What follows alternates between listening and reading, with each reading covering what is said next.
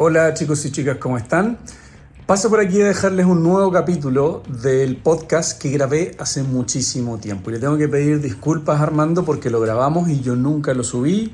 No voy a dar excusas de por qué no lo subí, pero ya está aquí, ¿vale? Me digné a terminar el video, lo estoy subiendo y es una muy buena conversación que tuve con Armando, que se las dejo a continuación. Esto se grabó el día 28 de septiembre, si no me equivoco, así que obviamente hay cosas a las que nos referimos que ya sucedieron. Hablamos del Nacional 2022 de México, cosas que se iban a hacer al Nacional 2023, que ya pasó, creo que fue hace un par de semanas.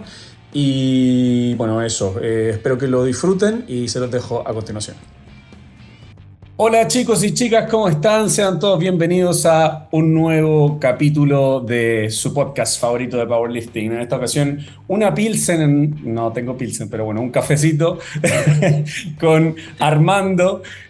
Armando, por favor, preséntate a la gente. Es probable que muchos te conozcan aquí en Latinoamérica, pero aún así, si hay alguno que todavía no se entera quién eres, por favor, cuéntales más o menos una pequeña reseña tuya. Memo, mucho gusto. Primero, muchas gracias por la invitación aquí a tu programa. Me presento rápidamente. Me llamo Armando Gutiérrez. Soy un entrenador mexicano, específicamente orientado pues, en su totalidad al Power. Soy el fundador y uno de los entrenadores de Improve Your Performance, que es la empresa que fundé alrededor de 2017, si no me equivoco. Entonces, pues bueno, somos un equipo enfocado 100% a Power, en busca del desarrollo pues, integral de atletas desde los niveles más bajos hasta potencialmente los más altos dentro del país en un inicio, y pues a partir de ahí nos fuimos esparciendo un poquito más lejano a, digamos, habla hispana, ¿no? Entonces, bueno, en la actualidad es a lo que me dedico, es lo que hago en todo el día, todos los días, y pues aquí estamos para platicar de eso. Maravilloso. Armando, bueno, también de pasadita contar que eres el entrenador de mi buen amigo Francisco Rachel y de Rodrigo Meléndez. Llevo trabajando con ellos alrededor de quizá un año y medio, quizá, que fue mi primera como acercamiento hacia el Power chileno, y pues ya de ahí he conocido a algunas otras personas y la verdad es que creo también que es una escena que está creciendo bastante rápido. Así es, y bueno, tuvimos la fortuna de coincidir en Orlando 2021, cuando tú ibas con Omar y yo iba también ahí solito y me ayudaste. Sí, ahí fue la primera vez que nos vimos y bonita experiencia, ¿no? La verdad estuvo muy divertido. A mí me gustó el evento, me gustó también cómo te lo tomaste tú. Recuerdo que eres una persona muy intensa al competir y la verdad es que no es algo tan común de ver. Pareció la verdad muy entretenido y que recuerde, las cosas salieron bastante bien, así que sí, no así fue. Quejar.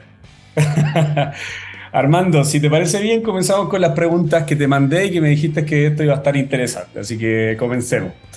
Vale. Primero que todo, bueno, la mayoría de las personas que me están escuchando son de Chile, pero por ahí tengo también personas de otros países, y sería interesante que nos comentaras cuál es el estado actual de la escena del powerlifting en México.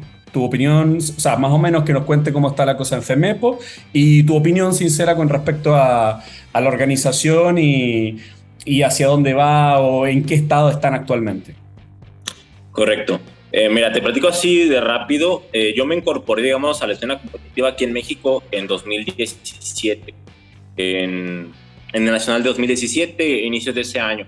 Entonces, de ese periodo para acá, que van pues algo más de 5 años, hemos tenido un crecimiento pues alrededor más o menos quizá del doble de atletas, quizá un poco más del doble. Estamos hablando potencialmente alrededor de unos 700 atletas afiliados este año. O eso más o menos esperaría yo por los números que hemos estado haciendo. Entonces, como tal, en cuanto al pool de atletas, ha crecido considerablemente, pero yo lo que he notado mucha diferencia, sobre todo quizá de los últimos par de años para acá, quizá al inicio de pandemia, un poco antes de ello, ha sido un cambio un poquito más robusto en lo que es el cómo afrontan los atletas el deporte, ¿no? Antes, honestamente, si me lo preguntas, quizá yo estaba un poquito alejado, pero yo por lo menos lo percibía como muy informal, muy coloquial, muy de amigos, como sin tantos a tanto afán competitivo. Y en tiempos recientes, pues supongo también por la influencia de redes sociales, de tanta exposición que tenemos a pues atletas y en su día a día, y creo que es el tomarse el deporte como un estilo de vida. Sí he notado mucho ese cambio, y en la actualidad creo que como el pool de atletas ha aumentado, y aparte la forma en la que se ve el deporte también se ha modificado, creo yo, de una manera muy robusta. Creo que realmente es cuestión de tiempo para que tengamos pues una especie de boom en donde, más allá de la cantidad de atletas, creo que el nivel de algunos cuantos se va a disparar mucho, y que eso va a traer consigo pues que los demás vayamos agarrados de la mano, y el nivel global promedio del país se eleve considerablemente. Una cosa que me llamó bastante la atención en marzo pasado, que estuve en Ciudad de México, era el hecho de que el campeonato nacional de ustedes es demasiado voluminoso en atletas. O sea, estaban a 3 tarimas, una cantidad de atletas tremenda. No sé cuántos eran, pero ahí yo les preguntaba cómo era la selección de las personas para ir al nacional, y tú me comentabas que hay selectivos y todo aquel que participa va, ¿no? Es como no hay un número de corte, un total de corte, ni tampoco hay un ranking. Cuéntame un poquito de eso. Correcto. En la nacional pasado, si no me equivoco, fuimos 364 atletas, me parece, que pues es un número elevado. Hasta el año pasado no existía como tal un filtro, o sea, únicamente había que afiliarse a la federación, había que competir en un campeonato afiliado a la misma, y ya directamente podías o tenías el derecho a asistir. Ya será cuestión de cada uno si decía hacerlo o no. Pero a partir de este año tenemos planeado pues el incorporar filtros de marcas mínimas para empezar a reducir ligeramente el número de atletas, porque sí considero que quizás es un poquito exceso el volumen de atletas para un solo evento, y creo que se podría llevar de una mejor manera, de tenerlo un poquito más controladito. Además de que creo que claramente el hecho de filtrarlos pues siempre va a potenciar quizá el nivel como modo de incentivo, ¿no? Pues se va a poder diferenciar quizá atletas de cierto tipo de nivel y de otro, y a partir de ahí pues ya cada uno decide cómo quiere afrontar las cosas, ¿no? Entonces, esta es la situación actual.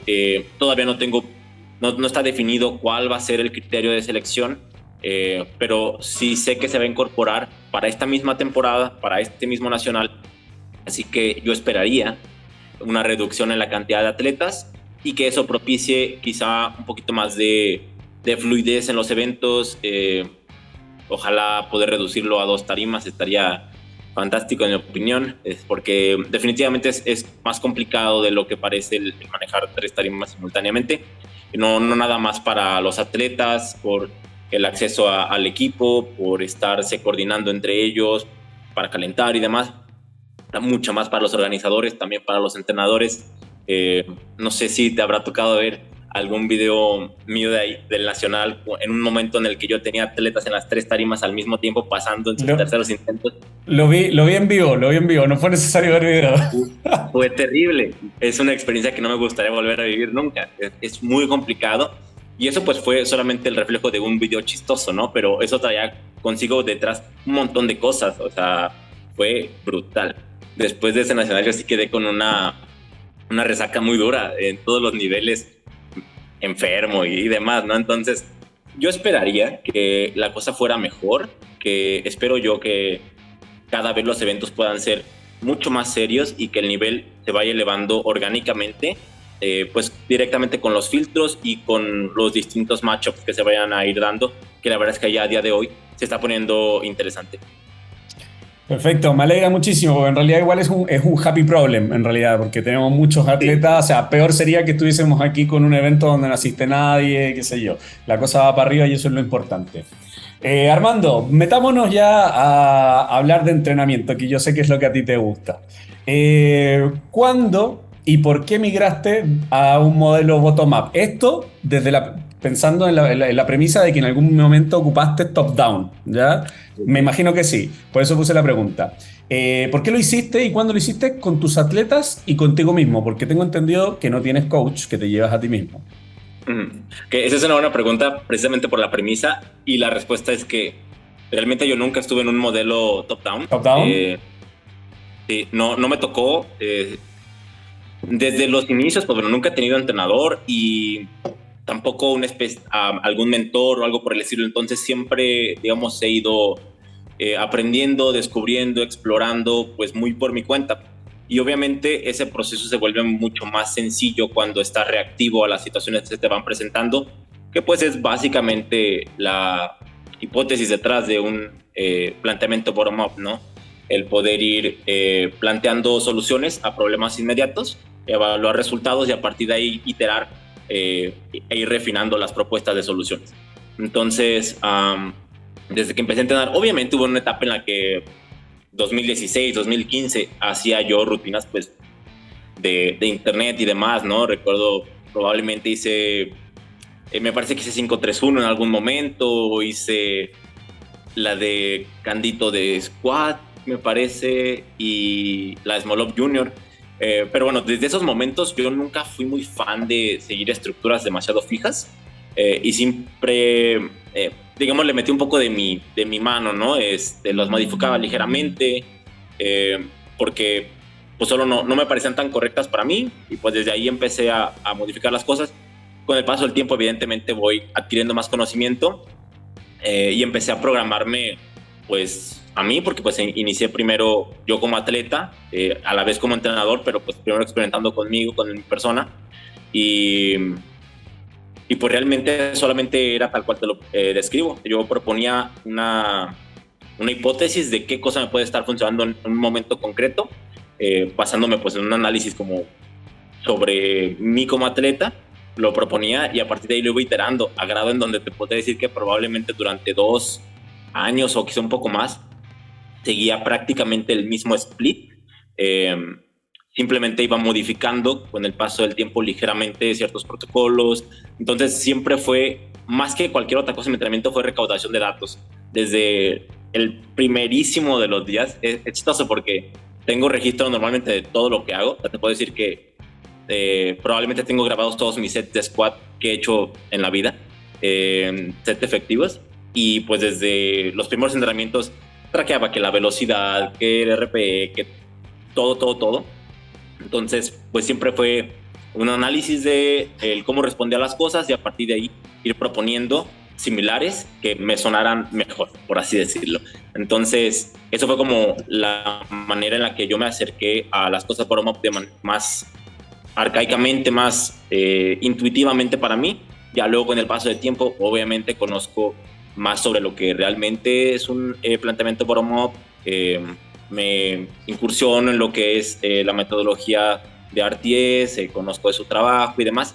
Y pues se podría decir que desde el inicio con mis atletas lo implementé de igual manera. O sea, nunca seguí una estrategia top-down, ni con mis atletas, ni conmigo. Obviamente, quizá en un inicio tenía un poco más similitud con algo top-down que con algo bottom-up, pero nunca seguía estructuras cerradas y siempre daba pie a ir modificando sobre la marcha, a ir iterando ligeramente sobre ciertas propuestas y pues bueno, ya después más formalmente lo empecé a refinar por ahí de 2019 probablemente, que fue cuando empecé a desarrollar la base de datos de cada uno de mis atletas y a generar el perfil de los mismos, analizar los finales de bloque, todo lo que tiene consigo el pues análisis, recaudación, procesamiento y luego propuestas en base a los datos de los bloques que siempre se llevan los modelos bottom-up. Y pues bueno, eso es básicamente el cómo me incursioné en este tipo de modelos. ¿Y tienes actualmente alguna crítica al modelo bottom-up? Al modelo bottom-up. Pues mira, es que es complicado, ¿no? O sea, como tal, es difícil cuestionar o criticar algo que es tan abierto o algo que es tan ambiguo, si quieres verlo de esta manera. Yo quizá tendría ciertas críticas hacia ciertas aplicaciones que le dan ciertas personas concretamente de este tipo de estrategias, pero eso no es una crítica al modelo y no es que... ¿Cómo cuáles? ¿Cómo cuáles? Ok. Por ejemplo, por decirte algo muy concreto, muy claro, yo recuerdo cuando estaba tomando el curso de RTS, de estrategias emergentes, que pues si no me equivoco, fui, digamos, la primera generación, por decirlo de alguna manera. A la hora de que te enseñan a calcular el Stress Index, te dan cierta tabla donde se va diferenciando el grado de esfuerzo y se le atribuye un valor numérico de estrés. Pero la escala llegaba hasta el 6 y de ahí hacia abajo no había más, ¿no? Y dices, ok, tú lo tomas y lo utilizas y listo. Y yo lo empecé a implementar inmediatamente con todos mis atletas conmigo. Y luego con el paso del tiempo me puse a pensar, ¿por qué dejé de programar cosas por debajo del RP6? Porque era algo que yo hacía, la verdad es que muchísimo, con mi persona y con mis atletas. Y me costó un poco de tiempo darme cuenta que ni siquiera fue que yo decidiera hacerlo, sino que se me medio impuso el que cosas por debajo del 6 no valían, o no contaban, o no, ni siquiera se podían contabilizar. Y si bien eso no es algo necesariamente del modelo, o no es algo que te obliga a hacer el modelo, creo que hasta cierto punto te sugestiona con ciertas ideas que pueden o no hacer sentido para la forma en la que tú trabajas, ¿no? Entonces, cosas como esas, por ejemplo, también el mantener un mismo grado de esfuerzo a lo largo de un bloque en cada iteración del microciclo, es algo que a mucha gente no le gusta. A mí la verdad es que no me molesta en lo absoluto, pero igual, eso tampoco es algo inherente del modelo, sino es una aplicación que le dan ciertas personas. Hay otras que utilizan estrategias emergentes que van generando una progresión de los RPs a lo largo de las semanas, otros que no. Entonces, como tal, cada quien decide cómo utiliza estrategias emergentes. De hecho, si te soy honesto, a día de hoy yo no estoy seguro si se podría decir que utilizo o no estrategias emergentes. La verdad es que tampoco me interesa mucho si es que lo hago del libro o no. Como te digo, yo siempre he hecho las cosas como muy, no a mi modo necesariamente, pero pues interpretando el conocimiento y yo intentando extrapolarlo hacia cómo observo yo o cómo interpreto el entrenamiento, ¿no? Entonces, no podría dar críticas concretas al modelo, digo, solamente hacia aplicaciones concretas de algunas personas, pero pues al final a mí me podrá parecer extraño, pero cada modelo funciona por separado, cada persona hace que las cosas funcionen para él, para sus atletas, y quizá para mí solo no puede hacer mucho sentido y eso no tiene por qué significar que esté mal, ¿no? Exacto. Oye, y aprovechando que te fuiste al ejemplo del Stress Index, justo te quería preguntar sobre eso. Bueno, para quien nos está escuchando, una pequeña pincelada del Stress Index es una manera que tenemos de cuantificar el volumen y la intensidad del entrenamiento, adjudicando un número según el RPE que le asignamos a una serie. Pero asigna la misma cantidad de Stress Index a cualquier ejercicio que realicemos, excepto por los monoarticulares donde se contabiliza solo el 0.25%. Aquí ya estamos en una pregunta que es del nicho, del nicho, del nicho, del nicho. O sea, con que una persona entienda lo que estamos hablando, yo ya estoy feliz.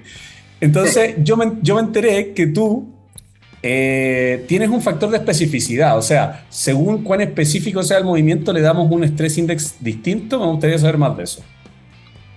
Aquí me resulta muy curioso. Lo primero es que no sé cómo te enteraste de eso. Porque yo me entero de todo, José Armando, sí, yo me entero de todo. O sea, es algo que en teoría, de hecho es chistoso porque en un inicio yo lo empecé a implementar con mis atletas, pero no les decía que lo estaba haciendo.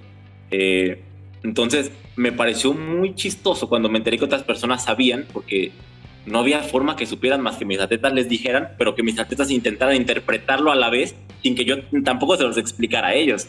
Entonces todo era como que cada quien interpretaba de manera diferente y pues nadie me llegó a preguntar a mí directamente. Pero o sea, quiere decir que no has hablado de esto abiertamente en ninguna parte hasta ahora. No he hablado abiertamente en ningún lado de esto. Ok, te contextualizo un poquito. Vale.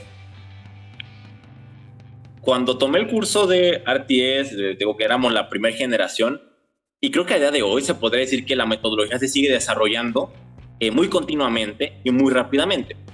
Entonces, lo que nos tocó a nosotros recibir de contenido en primera instancia, pues era eso, quizá de los primeros bocetos o refinamientos de la teoría y de la aplicación que le quería dar Mike, en este caso, a ciertos conceptos.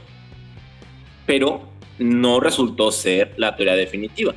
que se ha ido refinando con el paso del tiempo. Entonces, lo que sucedió aquí fue que nosotros me refiero a, estaba tomando el curso a la vez que algunas otras personas del medio que me imagino que conocen, estaba, si no me equivoco, tomándolo junto conmigo Jorge Pérez Córdoba, supongo que lo ubicarán, Mailán Fontes, también estaba Montadito. Entonces nos hacen llegar la clase de Stress Index 1 y 2. Bueno, creo primero era nada más la 1 en el primer curso, en el primer semestre, en donde precisamente nos platican de la relación entre el esfuerzo y la cantidad de estrés que se recibe, y pues tan, ¿no? O sea, eso fue todo. Nos dijeron tal grado de RPE se atribuye a tal valor numérico de Stress Index y se acabó. Entonces, inmediatamente, o sea, literal, ese mismo día yo dije, así nada más, ¿cómo? ¿Cómo puede ser, no? Entonces, ese mismo día me puse a pensar e hice una propuesta de algo que a mí me hacía más sentido, de el cómo podría llegar a variar o diferenciarse el estrés proveniente de diferentes movimientos para un mismo grado de esfuerzo. Así que pues generé una tablita en donde clasificaba movimientos dependiendo de un criterio meramente personal, de grado de especificidad, así le llamé. Entonces ahí lo segmenté en varios grupos y le asigné un valor de reducción de estrés a cada uno de ellos. Creo que, bueno, números no necesariamente arbitrarios, ¿no? Pero que se gana una especie de curva exponencial, algo que para mí en ese momento me hacía sentido. Entonces, esa fue mi manera de intentar paliar algo que yo consideraba como una especie de error evidente de la teoría en ese momento. Eso fue desde el día 1 del Stress Index que se nos mostró al público. Estoy hablando de hace ya más de un par de años, ¿no?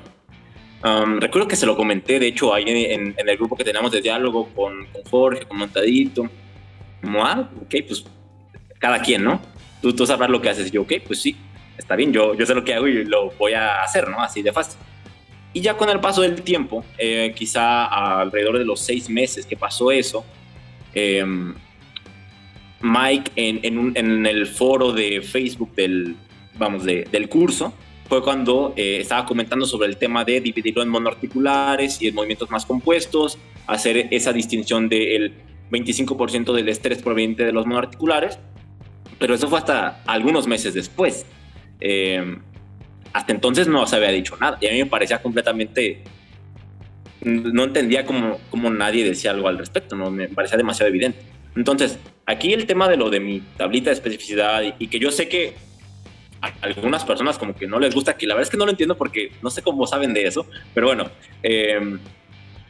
fue solamente una forma de yo intentar solucionar un problema para mí evidente que no tiene una respuesta a mi alcance. Ahora, ya que en este momento de la vida Mike haya hecho 14,000 iteraciones diferentes a la fórmula, que ya considere 100,000 variables diferentes, está perfecto, solamente que eso ya no está a mi alcance, porque yo tomé el curso en su momento con el contenido que tenía en su momento y eso fue lo que yo me quedé y se acabó. Entonces yo propuse esa tablita donde los iba clasificando y la he usado desde ese momento. Obviamente he hecho modificaciones porque al final era una propuesta inicial que necesitaba refinamiento para que me hiciera más sentido, pero pues al final a mí me sigue haciendo sentido, porque para mí sigue siendo un error evidente de la fórmula, que si me imagino que ya tiene algún tipo de solución del autor, pues esa no la tengo yo. Así que yo tuve que proponer una que quizá no tenga yo forma de asegurar que los valores que yo le otorgué sean correctos o sean reales. Eso estoy completamente de acuerdo. Pero creo que entre la disyuntiva de hacer algo o no hacer nada que tenía yo en ese momento, pues obviamente prefería hacer algo que me hiciera más sentido a mí, a solo quedarme con la duda y esperar a que alguien me dijera otra cosa, ¿no? Bueno, y además lo importante aquí es finalmente si ha dado resultado en tu gente, si es que la gente si has podido cuantificar bien el estrés que estás entregando a tus atletas. Finalmente eso es la aplicación práctica lo que nos interesa, claro, al fin y al cabo. Exactamente. O sea, al final si yo otorgara valores arbitrarios, como quizá lo hice, pero viera que en la práctica, suponiendo casos muy concretos, que tuviésemos una igualdad de estrés entre dos bloques diferentes, proveniendo de diferentes orígenes, como quizá lo puedo determinar yo, y que la recuperación del atleta fuera demasiado diferente, pues diría, quizá mi manera de interpretarlo es errónea, porque me está saliendo el mismo grado de estrés bajo los supuestos que yo estoy realizando y la recuperación está siendo muy diferente. Entonces ahí sí quizá diría, mis valores son erróneos, quizá esto no tiene sentido, o lo hago únicamente con la última propuesta de los monoarticulares. Pues sí, eso pudo haber sido el caso. Para mí no lo fue, y quizá obviamente mi opinión es sesgada porque pues yo lo propuse, yo lo probé y yo concluí, pero honestamente tampoco necesito que se me apruebe por fuera, ¿no? O sea, es algo que yo empleo con mis atletas bajo el esquema de trabajo que yo tengo y se acabó. Perfecto, maravilloso. Sé que tú, Armando, tienes un montón de atletas y entre ellos un montón de mujeres también, a quien les lleva su entrenamiento y compiten. Me gustaría saber si has establecido algún tipo de relación entre el ciclo menstrual y el TTP. ¿Se te interrumpen? ¿Cómo manejas tú la contingencia en ese sentido? Correcto. Mira, lo primero, ese es un tema complejo que no solamente implica una variable meramente fisiológica del atleta en este caso, sino que en muchas, por lo menos en lo que ha sido mi experiencia con ellas, implica muchas ocasiones variables como o modificaciones de su psicología frente al entrenamiento. Entonces, es algo demasiado complicado de abordar como de manera precisa, como para creernos aquí nosotros sábelo todos y querer intervenir siempre, ¿no? Entonces, lo que sí te puedo decir es que en mi experiencia, el TTP es una variable quizá un poco más confiable que la respuesta ante el ciclo menstrual. Hay ciertas personas en las que sí resulta muy evidente que tal momento de su ciclo responden de X o Y manera, pero hay muchas otras que no. Entonces, querer generalizarlo eso con toda la población femenina me parece un error, y que probablemente, como es en la mayoría de situaciones, es preferible observar primero, analizar y luego ya llegar a proponer. Cada caso va a ser diferente, pero sí, en mi experiencia el TTP es un dato no necesariamente más confiable, pero sí quizá un poco más constante a lo largo del tiempo, porque, pues bueno, simplemente la respuesta que pueden tener ante su ciclo ni siquiera es la misma para la misma persona durante todo el año, ¿no? Puede ir variando también dependiendo de una infinidad de circunstancias. Entonces, pues bueno, simplemente eso, ser un poquito obvio flexibles con la situación, escuchar al atleta, ver qué tiene que decirte, cómo se va sintiendo y ajustar en función de lo que va siendo necesario. Pero si no me gusta a mí decir, es que en tal fase va a haber una caída de rendimiento, tenemos que ajustar aquí la carga de el volumen total o la intensidad, porque no podemos controlarlo tanto. Esa es la realidad. Ya si en el día nos encontramos con ello, nos comunicamos, que para eso es tan importante estar en contacto con los atletas, ajustamos y se acabó. En cada momento hay que irle dando al atleta lo que va necesitando, pero sí, no me gusta a mí en este caso generar relaciones directas y mucho menos generales. Genial. Armando, eres de los atletas top en este minuto en Latinoamérica. ¿A qué crees que se debe de los entrenadores top de LATAM, perdón? ¿Qué consejo le darías tú a quienes quieran trabajar igual que tú, que quieran trabajar con atletas de powerlifting? Y eso, ¿a qué le adjudicas tú el éxito que has tenido a nivel latinoamericano? Porque no solamente tienes un montón de atletas en México, sino que también, como me comentabas, tienes atletas en España, tienes atletas acá en Chile, no sé si habrá otro país por ahí, pero estás presente. Quieran o no, las personas, estás presente en el powerlifting latinoamericano. Correcto. Bueno, gracias por el cumplido primero. Ahora, honestamente creo que fue muy circunstancial. Te puedo hablar de lo cronológicamente como sucedió. Yo obviamente empecé en México, ¿no? Eso es un hecho. Entonces, lo que pasa aquí en México no creo que sea realmente reflejo de lo que sucede en otros lugares. Entonces, primero creo que habría que analizar cómo sucedió mi desarrollo dentro del país y ya luego cómo eso quizá me llevó a otras oportunidades. En este caso, como te mencioné, yo inicié en esto en 2017, aquí en el panorama nacional. Y si te soy bien honesto, no había como una estructura tan definida de equipos. O sea, existían equipos, existían entrenadores, había ciertos atletas de nivel, pero no había como tal servicios de coaching que buscaran quizá potenciar a los atletas a otro tipo de niveles. Obviamente siempre ha habido atletas internacionales, siempre ha habido atletas fuertes, pero creo que eran más como especie de datos aislados que propiamente un modelo que estuviese llevándolos hacia ese punto. Entonces yo me encontré con un panorama muy abierto cuando llegué a esto, como un mar azul, si queremos verlo así. Y pues tampoco es como que tuviese yo la intención en ese momento de, me quiero dedicar al coaching de por vida, quiero ser entrenador de power full time. Simplemente yo sabía que quería ser un buen atleta, sabía que que quería enseñar lo que pudiese saber en ese momento, y pues nada más intenté ofrecerle a los atletas de aquí del país lo que en mi opinión no estaba al acceso.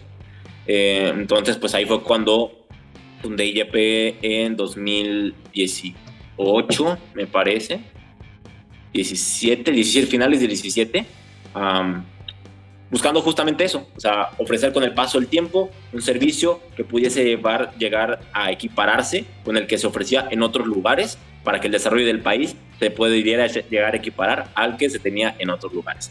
Entonces, como no había como tal algo de ese estilo hasta ese momento, pues fue relativamente orgánico el proceso en el que nos fuimos haciendo de atletas. Obviamente les fuimos dando seguimiento y fueron adquiriendo cierto nivel, y eso al final se fue alimentando, y pues fue creciendo solito.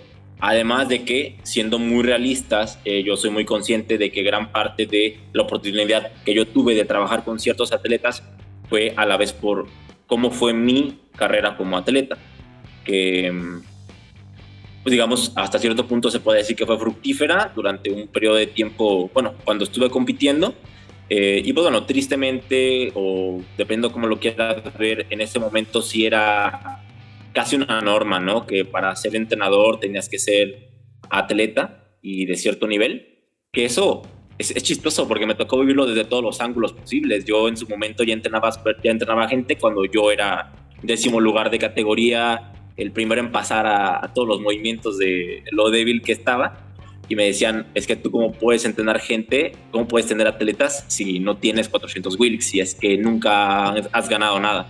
Y también me tocó vivirlo desde el otro lado, ¿no? Desde, pues soy 2, 3 veces campeón consecutivamente en la categoría más peleada, y por eso tienes atletas. Pues ni una ni la otra, ¿no? O sea, realmente fue una cuestión que se fue dando con el tiempo, pero sí, sin duda creo que tuvo cierta incidencia y me dio acceso a poder trabajar con ciertas personas, el hecho de que me vieran a mí como un buen atleta, entre comillas, ¿no? Entonces, pues así se fueron dando las cosas.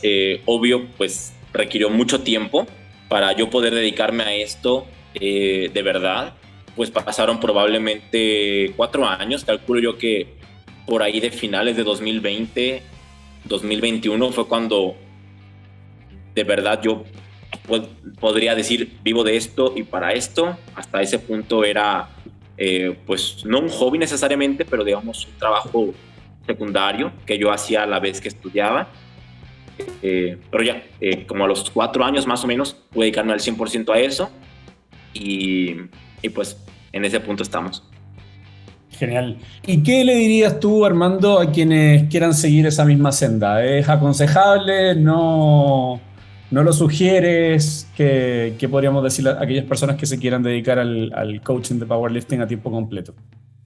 Correcto. Es una buena pregunta y creo que es muy contextual, dependiendo de en qué escena te estés desenvolviendo. O sea, considero que dependiendo del país en el que estés, puede llegar a ser más o menos factible. Te puedo hablar aquí de México. Cuando yo empecé en esto, no existía esto. Entonces era una ilusión prácticamente el decir me voy a dedicar a eso, porque no había quien lo hiciese. Entonces eran puras meras suposiciones. Ahora, si eres una persona que reside quizá en España, donde el pool de atletas, me imagino que es algo mayor, pero sobre todo la cultura sobre tener entrenadores y demás es considerablemente más desarrollada que aquí, probablemente es algo conseguible, hasta cierto punto, ¿no? Porque al final no hay tantos atletas para sostener tantos entrenadores, ¿no? Probablemente en la actualidad de México no podría haber 10 Armando IGP más, porque ni siquiera hay suficientes atletas, ¿no? O sea, literalmente, numéricamente no los hay. Entonces, que claro, que entrenadores que pudiesen tener la mitad de atletas que yo, pues perfectamente podría haber más, ¿no? Pero sí depende mucho de la situación de cada país, de cada escena donde te desarrolles, y también pues de lo más evidente, de qué tanto te apasiona esto. La verdad es que, siendo muy honestos, no es el trabajo mejor remunerado del mundo. Es complicado, ¿no? Evidentemente no es algo que quizá en muchos lugares se tome muy en serio, y algo que he comentado, por ejemplo, con muchas personas de otro tipo de ámbitos, como puede ser en Europa, en España, que aquí en Latinoamérica, o por lo menos aquí en México, el deporte muchas veces se ve como un lujo, algo que hacen solamente las personas que, pues, que tienen cierta solvencia. Y si es un lujo que te estás dando, realmente es poco probable que quieran invertirle aún más, ¿no? Ya de por sí estás haciendo un deporte que, o sea, eso significa que no estás trabajando. Entonces, aparte de eso, del que te estés dando el lujo de no estar trabajando, o de no estar produciendo, o de no estar generando, querer invertirle, es una cultura que simplemente no se tiene aquí, o no tan desarrollada. Entonces, creo que ya en este punto se puede hacer, porque al final el camino ya está un poquito más plano, un poquito más claro para qué cosas, qué camino se debe tomar, qué proceso se debe de seguir. Pero aún así, repito, no creo que sea algo que, pues, que muchas personas deban perseguir, porque no muchas personas lo van a conseguir, porque simplemente estadísticamente no hay números para eso. Y aún así, los que los consigan probablemente podrían remunerarse de mejor manera en otro tipo de trabajos, ¿no? Así que esto es una cuestión, por lo menos en la actualidad, más de vocación que de otra cosa. Si me lo preguntas a mí, mi caso personal, esto yo lo veo más de como la manera en la que vivo económicamente. Lo veo como un proyecto que yo desarrollé desde cero, desde la nada literalmente, y que no quiero dejar ir hasta quedar conforme con los resultados que generé, con los cambios que produje en el país, con los atletas que pude llegar a ayudar. Y hasta ese punto, para mí, esto sigue siendo un proyecto que le estoy dedicando mi vida. Pero pues es eso, más que un trabajo, es una idea, es un sueño, si quieres verlo así, que yo tuve desde un inicio, y que estoy apostando todo de mí y toda mi vida prácticamente a poder conseguirlo, no necesariamente por fines económicos. Entonces, si no es ese tu caso, no lo sé, probablemente no sea la mejor idea en este momento. Si me preguntas que si creo que va a haber más posibilidades a futuro, definitivamente creo que el camino está a punto de abrirse muchísimo para las personas. Estoy seguro que aquí a 2-3 años va a cambiar mucho el panorama, y quizá ahí sí pueda haber 15 Armando Yepes como yo o algo así, pero todavía está por verse, ¿no? Hasta ese momento les recomendaría que lo tomen un poquito con cautela. Obviamente que, pues, que se tomen el proceso con calma, que no se vayan a querer saltar pasos. Esto, vamos, no hay forma de ganarle al tiempo, ¿no? De ganarle a la experiencia, y hay que irla consiguiendo poco a poco. Así empezamos todos. Definitivamente recomiendo empezar en lo local, si se puede, entrenar presencialmente atletas, desarrollarlos desde cero. Eso te da conocimientos que probablemente no puedes obtener de ninguna otra manera, y te da formas de identificar ciertos patrones, de saber cómo piensan y cómo ejecutan personas diferentes de primera mano, y eso ya luego tú lo podrás quizá intentar extrapolar, interpretar, proveniente de potencialmente clientes en línea. Pero sí, definitivamente recomiendo comenzar en lo local, y a partir de ahí, pues bueno, ir creciendo poco a poco, ¿no? Saber qué batallas elegir, saber con qué personas trabajar, y al final, si te apasiona algo y te vas a estar informando y vas a estar dispuesto a dedicarle el tiempo que requiere, que por cierto es bastante, probablemente se va a ir dando la cosa de manera orgánica. Yo siempre he creído que no se tienen que forzar tanto las situaciones. Si te gusta algo y estás dispuesto a dar lo necesario, seguramente se va a terminar consiguiendo con el paso del tiempo. No sé si al grado que lo deseas o no, pero mejor que cuando empezaste seguramente vas a terminarlo. Entonces esa es mi visión al respecto. Yo tengo actualmente muchos atletas que a la vez son entrenadores, y mucho menos los desanimaría de que dejaran ese camino y se pasaran a otra cosa, porque yo sé que para muchos lo vemos algo similar a como yo, ¿no? Una especie de sueño de querer ser mentores, de aportar al crecimiento de nuestro país y demás. Entonces es necesario tener entrenadores en todas las instancias distintas, desde lo local hasta algo más nacional, hasta quien esté dispuesto a dar su vida para esto, y pues cada quien tiene que escoger su lugar, ver hasta qué punto quiere dar, qué quiere esperar de ello, y en función de ello trabajar. Gracias por ese consejo, Armando. ¿Por qué no trabajas con entrenador? ¿Por qué no trabajo con entrenador? ¿Por qué estás solito? ¿Por qué estoy solito? Bueno, esa es una buena pregunta. No sé, honestamente creo que con el paso del tiempo consideré que mi proceso como atleta era una parte integral, fundamental de mi desarrollo como entrenador. Y te repito, como te dije desde hace mucho tiempo, el cómo cada quien trabaja hace sentido solamente para él y para sus atletas, ¿no? Entonces, el cómo funciona mi servicio, el cómo yo entreno a mis atletas, la verdad es que depende mucho de quién soy yo como atleta también. O sea, he aprendido más sobre mi desarrollo que probablemente de cualquier otro de mis atletas.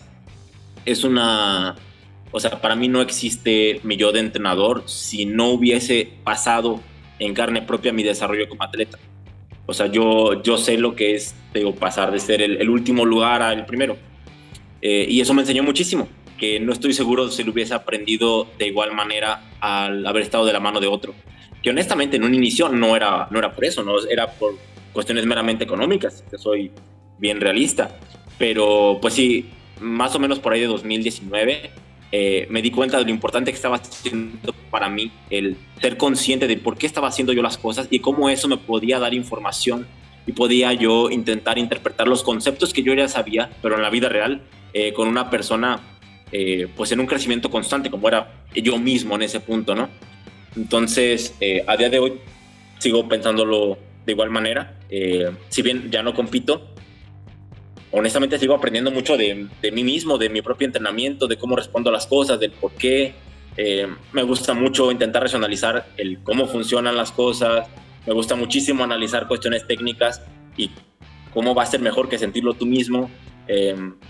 Creo que soy demasiado sensible como para desperdiciarlo en ese aspecto.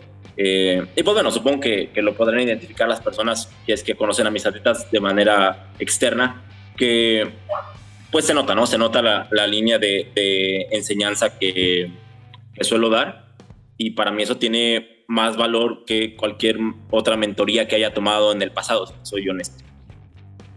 No te voy a hacer la pregunta que sé que no te gusta que te hagan, así que vamos a pasar a la siguiente. Voy a ser respetuoso. No pregunta, no pasa nada. La hago, aunque sé que es la pregunta que más te han hecho probablemente en tu vida, desde que lo dejaste de hacer. Es probable, sí. No pasa nada. ¿No pasa nada? Vale. ¿Vas a volver a competir? Definitivamente. Eso es innegociable. Yo no soy alguien que deje las cosas inconclusas. Y para mí, esa etapa de mi vida se quedó inconclusa. Así, contextualizando de rápido a las personas que nos escuchan, yo cuando inicié en esto tenía un objetivo extremadamente arbitrario, pero muy claro, que era que, esto te estoy hablando de 2017.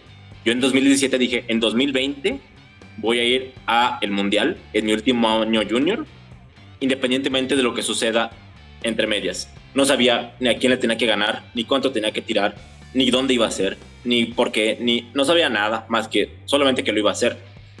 Entonces, pues me metí en esa aventura, que pues la verdad es que así es como me gusta tomar a mí las cosas, como procesos, como retos, como formas de incentivar mi crecimiento. Así que solo me metí en eso, pasamos al tiempo, fui haciendo check a todas las cosas que tenía que hacer, gané lo necesario y demás.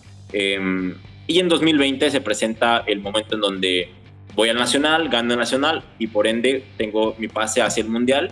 Ese año va a ser en Bielorrusia, 2020. Ya pues básicamente todo listo para irnos para allá. Y el evento se cancela por contingencia, por pandemia, solo se acabó. Era mi último año de junior y pues solo no tuve la oportunidad de asistir, por más que hubiese querido, por más que hubiese comprado los boletos y lo que sea, solo no había manera. Entonces pues fue algo que se salió completamente de mis manos, y que pues te repito, no pienso dejarlo así. Sigue siendo para mí un sueño, ya que yo que he estado en varios mundiales como entrenador, yo voy a vivir eso como atleta algún día. Eso no me cabe la más remota duda. Entonces, respuesta corta, sí voy a volver a competir con ese objetivo concreto, el de cumplir lo que me propuse a mí mismo desde el primer día que entrené y que yo sé que lo voy a hacer. Entonces, pues es cuestión de tiempo. Actualmente estoy en un proceso de rehabilitación, si queremos verlo de esta manera, que bueno, eso quizá me lleva a una pequeña reflexión. Ya recuerdas, hace unos segundos te comenté que me puse objetivos extremadamente arbitrarios de muy largo plazo y que logré al final lo que tenía que hacer. Sí, pero honestamente no recomiendo hacer algo de ese estilo porque eso me obligó a tener que hacer ciertas cosas de manera imprudente que me dejaron en un punto en donde pues me he tenido que alejar del deporte por algún tiempo, intentando rehabilitarme de ciertas condiciones, lesiones que desarrollé en ese camino. Así que definitivamente a las personas que nos escuchan les recomiendo que no rusheen sus procesos, que vayan con calma, que sean realistas, que no se pongan metas arbitrarias, porque realmente las cosas normalmente de manera orgánica se dan mejor que a empujones. Así que bueno, esa es mi situación actual. Me estoy intentando recuperar, rehabilitar. En ocasiones la cosa va mejor, en ocasiones quizá no tanto. Pero bueno, tengo confianza que en algún momento va a ir a mejor y que voy a poder cumplir lo que tengo como objetivo. De eso no tengo duda. Y pues es cuestión de tiempo, de seguir echándole al coco, de seguir echándole ganas, que la verdad es que podré tener lo que tenga, pero no voy a dejar de entrenar y no voy a dejar de mejorar de una u otra manera. A propósito de mundiales, Armando, hace poquito estuviste en Turquía con algunas atletas tuyas. ¿Qué tal fue la experiencia? ¿Qué tal la organización? Cuéntanos un poquito. Sí, estuve en Turquía con 3 atletas en lo que fue el primer Mundial Junior oficial, que para los que no estaban muy enterados, antes de este año se suscitaban todos, el mundial de todas las divisiones que componen el Power, desde los sub-juniors, juniors hasta los masters, pero a partir de este año se subdividió en las diferentes categorías por edad, quedando 3 mundiales, si no me equivoco, que es el mundial de los sub-juniors junior, el mundial de los Open y el mundial de los Masters. Entonces, este primer año del Mundial Junior, la sede fue en Turquía. La verdad es una experiencia muy bonita para si alguien de los que nos escucha tiene la curiosidad. Vivir un mundial es otra cosa, la verdad no tengo ni siquiera con qué compararlo. He estado en diferentes internacionales y un mundial simplemente es diferente. El ambiente se siente distinto, al final son atletas de todos colores, sabores, países y demás que conviven con un mismo objetivo, con visiones muy similares sobre un tema muy concreto. Entonces son experiencias muy, muy bonitas. Sobre lo que fue tal cual el evento, honestamente yo quizás te diría que esperaba un poco más sobre la organización del evento. No sé si porque mis estándares eran sobre mundiales completos previos, que el año previo acabamos de ir a Suecia, fuimos en 2018 a Canadá, y la organización en esos eventos fue, considero yo, muy superior a la de este Mundial Junior. Los espacios eran pequeños, el equipo era reducido, las condiciones del lugar, por ejemplo, de la localidad donde fue la sede del evento, no era, en mi opinión, la más adecuada, no era tan accesible, era un poco complicado el trasladarse, pero vamos, al final vas a competir, ¿no? Entonces, como tal, lo que fue la competición, quedamos conformes con los resultados de las atletas, llevamos 3 atletas, más o menos conseguimos lo que queríamos de cada una de ellas, y sobre todo quedamos conformes con el saber que pues es el inicio de cómo queremos que se vaya dando el equipo mexicano a futuro, ¿no? Que al final ellos son nuestro futuro y si nosotros no los apoyamos, pues ¿qué va a pasar, no? Entonces es solamente el inicio, espero estar ahí el siguiente año, ya lo otro, y espero que también después me vaya a hacer los mundiales Open, ¿por qué no? Y pues ir construyendo, ¿no? Ir construyendo desde la base el desarrollo de nuestro país, bueno, de México. Y pues bueno, fue una experiencia, la verdad, muy bonita que no se puede llegar a comparar, en mi opinión, con otra cosa. Es muy diferente.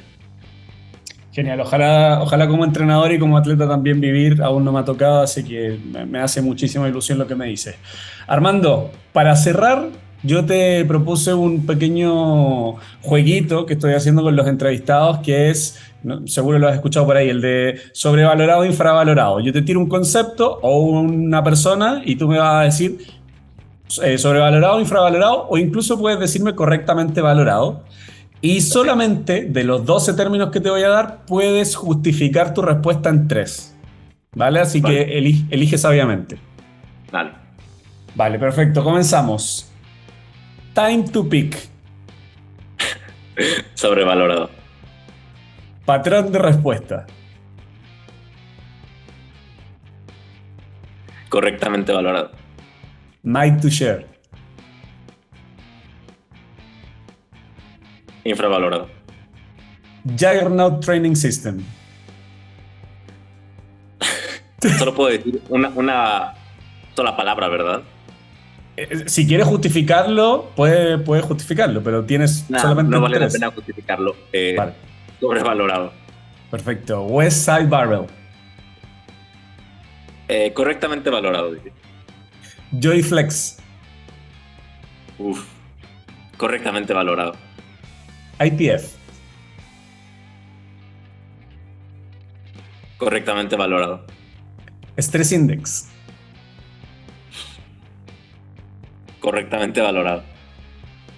Pero vamos bien, te faltan 4 términos y no has ocupado tus justificaciones. Sean Noriega. Sobrevalorado. Sumo Deadlift.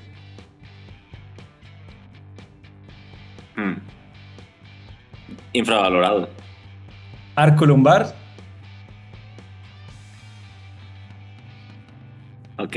Infravalorado, y aquí sí me gustaría justificarme. Vale, va.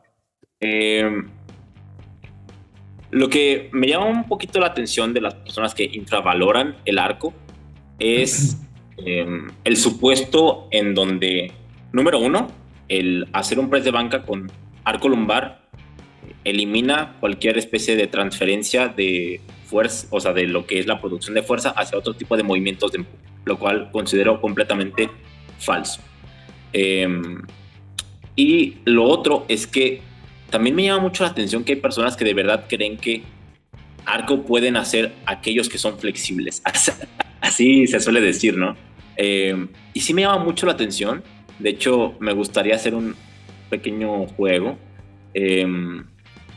que intentáramos analizar los equipos, todos los equipos que conozcan nuestros escuchas, y que intenten identificar aquellos equipos que tengan más atletas con un arco, digamos, nivel elite o un arco sobresaliente.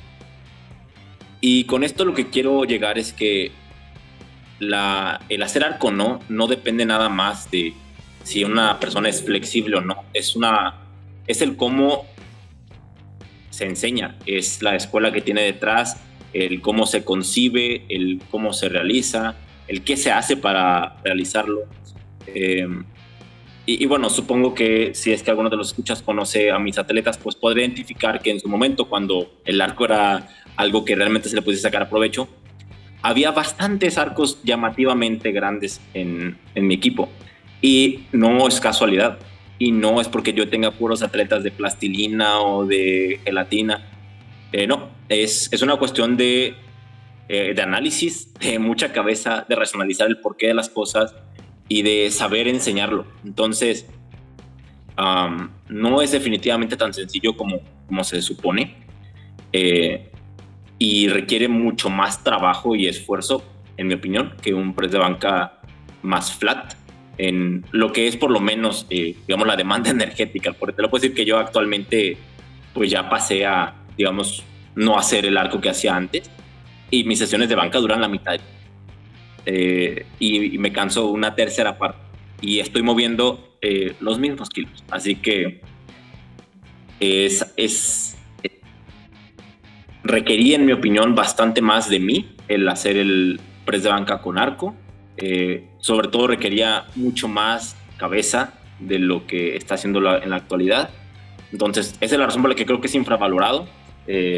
Así como cualquier otra cosa que se lleve a un nivel muy alto, va a requerir seguramente trabajo, va a requerir seguramente cabeza, análisis, prueba y error, y alguien que pueda llegar a interpretarlo y enseñarlo, ¿no? Entonces, no creo que se estuviese valorando de la manera justa.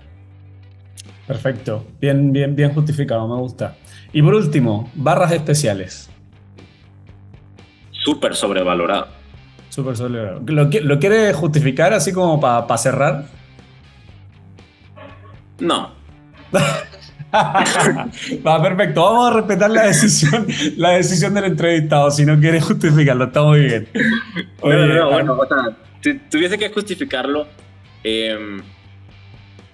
honestamente, o sea, no es que sea defensor únicamente de la especificidad, ni mucho menos, pero realmente creo que el uso de barras especiales puede ser muy interesante para casos concretos, pero que la mayor parte de la población lifter le basta con una barra de power para poder tener un desarrollo completo. Repito, va a haber circunstancias donde es conveniente, pero no es 100% mandatorio. Y el vender la idea de que son necesarias para el desarrollo de todo atleta, creo que es un error directamente. Y bueno, honestamente creo que en la mayoría de ocasiones hay medios más interesantes para realizar con la barra de power que con barras especiales. Es circunstancial, y si se tiene, qué bueno, nos puede dar cierta flexibilidad, cierta acceso a variabilidad, que pues creo que es algo que siempre viene bien, variabilidad de movimiento y demás, pero no creo que sea algo mandatorio, no creo que sea algo realmente necesario, y creo que a veces agrega un grado de complejidad al atleta al no conocer el comportamiento de la barra, que resulta innecesario. Comprendo. Armando, muchísimas gracias por darte el tiempo en tu semana de conversar sobre powerlifting. Lo pasé muy bien, espero que haya sido así también de tu parte. No sé si quieres decir algunas palabras al cierre. La verdad es que, por ejemplo, ahora que estuve en el Mundial, me di cuenta que, si bien ya estando ahí, sí es posible que nos apoyemos como latinos, no hay suficiente cultura de apoyo o sea, de nosotros para nosotros. Quizá también es parte culpa, pues nuestra, tuya, mía, de todos. Bueno, quizá tuya menos, ¿no? Porque tú estás haciendo este programa y das difusión y demás, que es más de lo que estamos haciendo otros, por ejemplo. Pero sí creo que somos una parte del mundo un poco rezagada en este ámbito, que si queremos ganar camino no podemos quedarnos a expensas, por ejemplo, de lo que hace España o de lo que hace Estados Unidos. Digo España no por nada contra España, sino simplemente pues porque creo que resultaría fácil, entre comillas, agarrarnos de ellos porque son un país más desarrollado que nosotros, que habla el mismo idioma que nosotros. Pero yo creo que el que ese sea el caso, que pues es un hecho irrefutable en mi opinión, no quiere decir que nosotros como individuos no podamos sacar nuestras propias conclusiones, que es algo que yo siempre incentivo, no solamente en el power, sino en la vida en general. No debemos de buscar las cosas ya masticadas. Podemos nosotros pensar también, podemos proponer ideas, soluciones, y por qué no creer que pueden llegar a ser igual de competentes o más que el de otras personas, y que es cuestión sí de tiempo, pero también de que, en mi opinión, nos unamos pues como comunidad, como latinos, nos ayudemos y pues propiciemos que, como lo hice en el país, que los atletas latinos que quieran tener acceso a un servicio de calidad que pueda compararse al de otros lugares, de verdad lo tengan aquí, que no tengan que ir a contratar a Joyflex, que les va a salir en su sueldo y medio, ¿no? Eso no resulta justo. Entonces, es parte de nosotros. Está en nosotros el que eso suceda, pero sí creo que necesitamos disposición para ello, así que igual, sin duda, me preguntaste que si quería hacer el podcast, sin duda alguna te dice que sí, sin pensármelo dos veces. Y igual de abierto estoy para cualquier otra instancia, cualquier otra situación con cualquier otra persona, y me gustaría que así fuera en general, ¿no? Que nos diéramos la mano unos a los otros. Genial. Sí, yo creo que estamos en vías de eso. O sea, estamos en vías de evolucionar dentro del powerlifting, ya sea como atletas, como entrenadores, como teams, como equipos, que este concepto tampoco existía antes y que probablemente el tuyo fue uno de los primeros en comenzar. Acá en Chile también se está potenciando. Sí, yo tengo fe. Yo soy optimista en este sentido. Creo que no lo estamos haciendo tan mal, Armando. Creo que vamos bien. Lo vamos a conseguir. No sé si vamos a alcanzar a los gringos en algún minuto, pero bueno, vamos para allá. Pues es el inicio, Memo. Sí, lo es. Bueno, a todos los que nos están escuchando, muchísimas gracias por llegar hasta aquí. Recuerda, si te gusta este contenido, dale like, comenta, comparte, entrena, coma y descanse. Y nos vemos en un próximo episodio de Una Pilsen Con. Chao, chao, Armando.